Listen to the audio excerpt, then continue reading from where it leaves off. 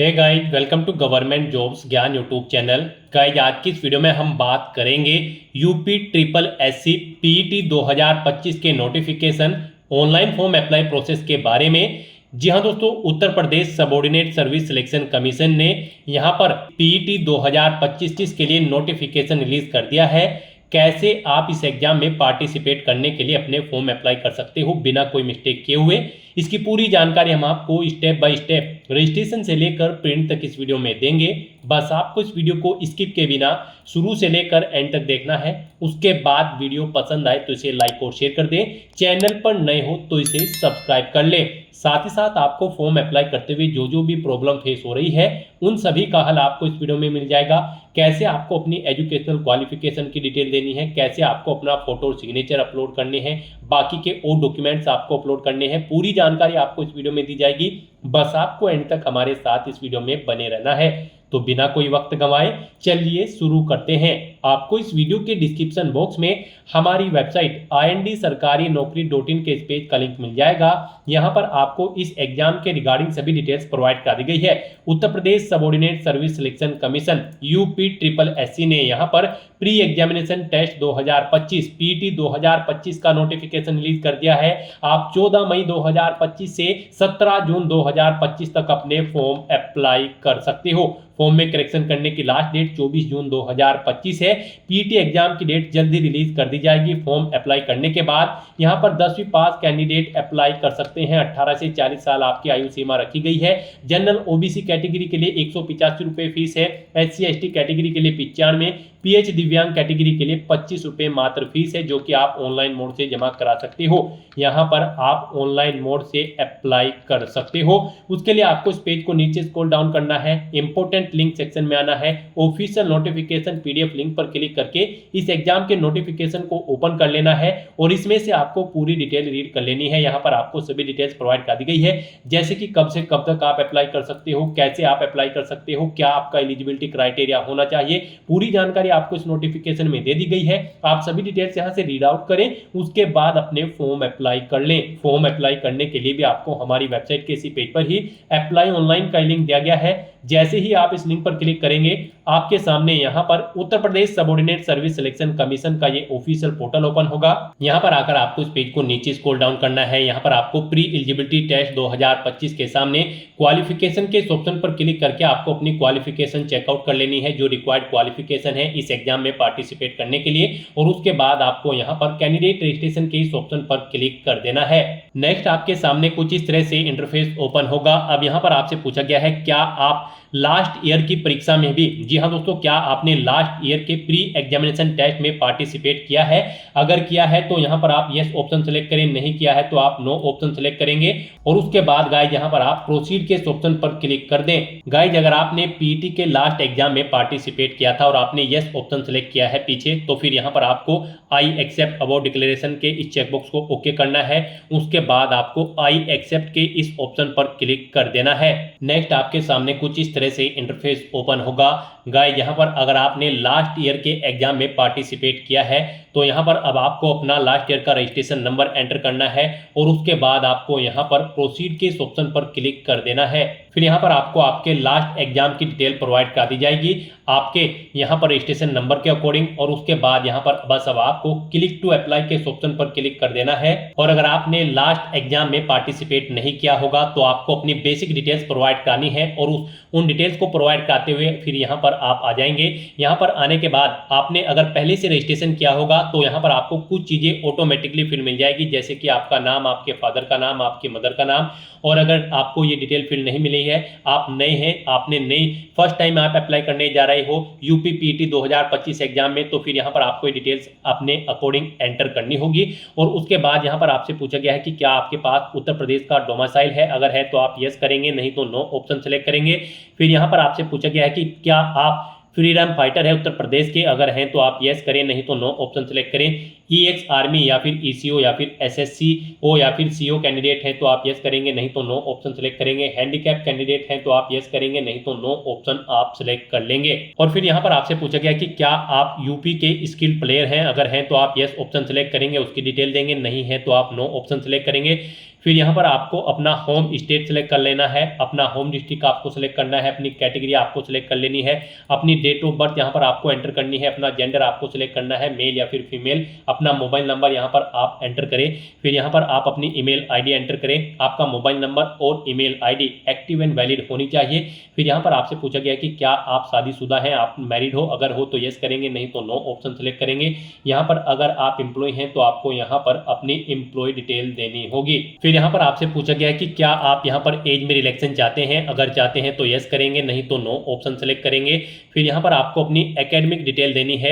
यहाँ पर सबसे पहले आपको अपनी हाई स्कूल की डिटेल देनी है। सबसे पहले यहाँ पर आप बोर्ड का नाम सेलेक्ट करें, जिस बोर्ड से आपने अपनी 10वीं क्लास पास आउट की है, पासिंग ईयर आप सेलेक्ट करें, अपना 10वीं का रोल नंबर एंटर करें। यहाँ पर आप बताएं आपका रिजल्ट परसेंट में है या फिर ग्रेड में या फिर CGPA में, आप अपने अकॉर्डिंग ऑप्शन सेलेक्ट करें। कितने मार्क्स आपने ऑब्टेन किए हैं वो आप एंटर करें, टोटल कितने मार्क्स थे जिसमें से आपने मार्क्स ऑब्टेन किए हैं वो यहाँ पर आप एंटर करें। इनके अकॉर्डिंग आपकी परसेंटेज यहाँ पर आपको कैलकुलेट करके शो कर दी जाएगी। ऐसे ही यहाँ पर आपको अपनी 12वीं क्लास की डिटेल देनी है। पहले आप बोर्ड का नाम सेलेक्ट करें, पासिंग ईयर दे, अपना 12वीं का रोल नंबर दे, रिजल्ट बताएं आपका परसेंटेज में था, CGPA में या फिर ग्रेड में, फिर कितने मार्क्स आपने ऑब्टेन किए हैं वो आप एंटर करें, टोटल कितने मार्क्स थे जिसमें से आपने मार्क्स ऑब्टेन किए हैं वो यहाँ पर आपको एंटर करने हैं। और उसके बाद गाइस यहाँ पर आपको आपकी परसेंटेज इन मार्क्स के अकॉर्डिंग ऑटोमेटिकली कैलकुलेट करके शो कर दी जाएगी। और फिर यहाँ पर आपको अपनी एडिशनल क्वालिफिकेशन की डिटेल देनी है। यहाँ पर अगर आपने कोई एडिशनल क्वालिफिकेशन कर रखी है, जैसे कि कोई ग्रेजुएशन या फिर पोस्ट ग्रेजुएशन की डिग्री, तो यहाँ पर आप उनकी डिटेल प्रोवाइड कर सकते हैं। यहाँ पर अगर आपने ग्रेजुएशन की है तो यहाँ पर आपको यस ऑप्शन सेलेक्ट करना है। क्या आप एक्वायर्ड है तो यहाँ पर आप यस ऑप्शन सेलेक्ट करें। बोर्ड यूनिवर्सिटी का नाम दें जिससे आपने अपनी ग्रेजुएशन पास आउट की है, पासिंग ईयर आप यहाँ पर सिलेक्ट करें, अपना रोल नंबर या फिर सर्टिफिकेट इशू डेट यहाँ पर आप दें। उसके बाद यहाँ पर आपको अपनी परसेंट बताना है, आपका रिजल्ट परसेंट में है या फिर ग्रेड में है या फिर CGPA में है। यहाँ पर आप अपने अकॉर्डिंग ऑप्शन सेलेक्ट करें। परसेंटेज में अगर है तो आप कितने मार्क्स आपने ऑब्टेन किए हैं वो आप एंटर करें, टोटल कितने मार्क्स थे जिसमें से आपने मार्क्स ऑब्टेन किए हैं वो आप एंटर करें। इनके अकॉर्डिंग आपकी परसेंटेज यहाँ पर कैलकुलेट करके आपको शो कर दी जाएगी। इसी तरह से यहाँ पर आपको अपनी पोस्ट ग्रेजुएशन की डिटेल भी प्रोवाइड करा देनी है। और फिर आपको ये कैप्चा कोड यहाँ पर एंटर करना है और उसके बाद गाइज आपको सबमिट के इस ऑप्शन पर क्लिक कर देना है। उसके बाद आपके सामने कुछ इस तरह से इंटरफेस ओपन होगा। आपने पीछे जो डिटेल प्रोवाइड कराई है अपनी एकेडमिक क्वालिफिकेशन की, उसका प्रीव्यू यहाँ पर आपको शो कर दिया गया है। अब यहाँ पर आने के बाद आपको क्लिक है to proceed for photo and signature के इस ऑप्शन पर क्लिक करना है। उसके बाद आपके सामने कुछ इस तरह से इंटरफेस ओपन होगा। अब यहाँ पर आपको अपना फोटो और सिग्नेचर अपलोड करने हैं।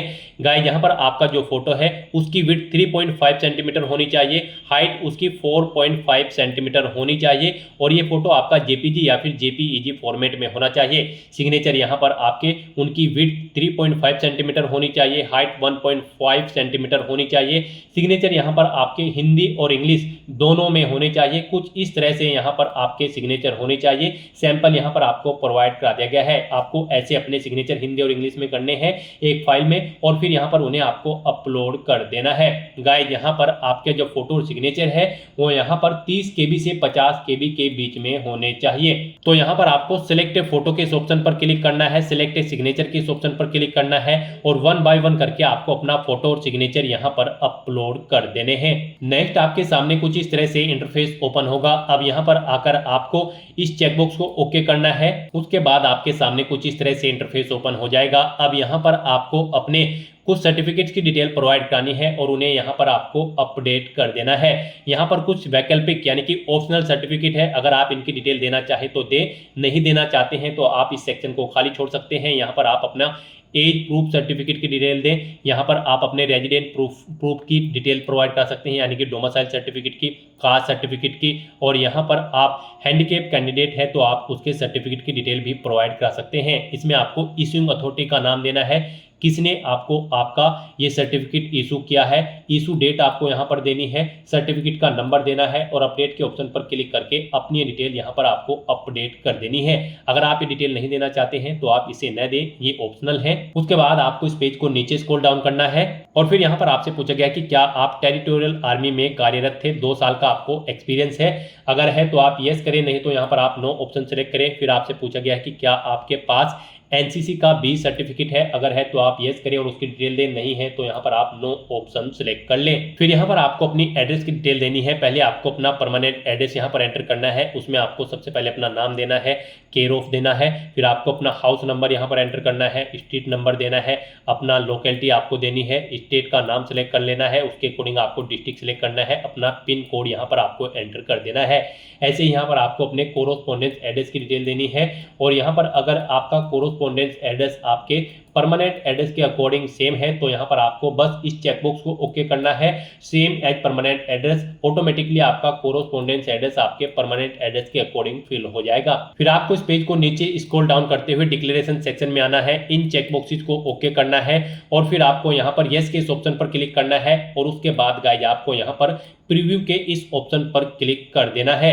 उसके बाद आपको ये कैप्चा कोड यहाँ पर एंटर करना है और अगर यहाँ पर कोई मिस्टेक है, आपने प्रीव्यू चेकआउट किया है तो आप यहाँ पर बैक बटन पर क्लिक करके एडिट कर सकते हैं और अगर सभी चीजें ओके हैं तो बस यहाँ पर अब आपको सबमिट के इस ऑप्शन पर क्लिक कर देना है। नेक्स्ट यहाँ पर आपको अपना फीस पेमेंट करना है। आपको अपनी कैटेगरी के अकॉर्डिंग यहाँ पर फीस का अमाउंट देना है। गाइस यहाँ पर जनरल ओबीसी कैटेगरी को 185 रुपए फीस जमा करानी है, SC/ST कैटेगरी को 95 रुपीज और PH दिव्यांग कैटेगरी कैंडिडेट को मात्र 25 रुपए फीस के रूप में जमा कराने होंगे, जो कि आप ऑनलाइन मोड में debit card, credit card, net banking, UPI के माध्यम से जमा करा सकते हो। तो यहाँ पर बस अब आपको क्लिक हियर टू पे द रिक्वायर्ड फीस, आपको इस ऑप्शन पर क्लिक कर देना है।